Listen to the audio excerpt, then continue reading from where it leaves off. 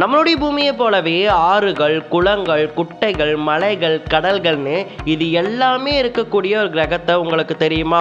அது வேற எங்கேயுமே கிடையாது, நம்மளுடைய சூரிய குடும்பத்துக்குள்ளேயே தான் இருக்கு.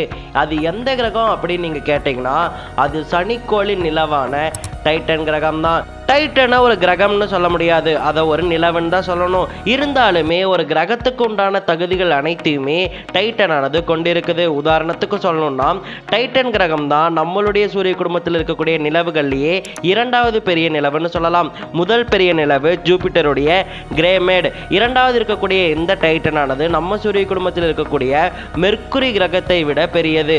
மெர்க்குரி கிரகமானது 4097 கிலோமீட்டர் சுற்றளவு கொண்டது.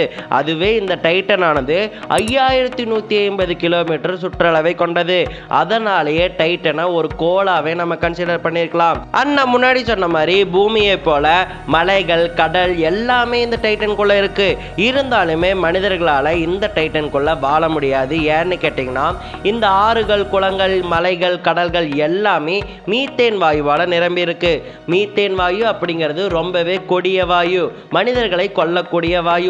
இந்த மீத்தேன் வாயுக்கு நிறமோ, மனமோ, சுவையோ எதுவுமே கிடையாது. இதனாலேயே மனிதர்களால டைட்டன்ல சுவாசிக்கவே முடியாது. அது மட்டும் இல்லாம டைட்டனுடைய வெப்பநிலை பார்த்தீங்கன்னா -179 டிகிரி செல்சியஸ், அதாவது மைனஸ்ல இருக்கு. இந்த அளவு குளிர்ல மனிதன் இருந்தான்னா கண்டிப்பா அவன் உறைஞ்சு போயிடுவான். அந்த அளவுக்கு ரொம்பவே கடுமையான சூழ்நிலையை கொண்டது தான் இந்த டைட்டன் கோள். சனிக்கோளுக்கு 82 துணைக்கோள்கள் இருக்கு.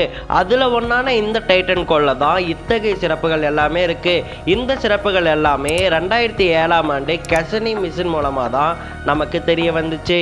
இந்த டைட்டன் கிரகத்துல மனிதர்களால வாழ முடியுமான்னு கேட்டீங்கன்னா வாழ்றதுக்கு சில சான்சஸ் இருக்கு.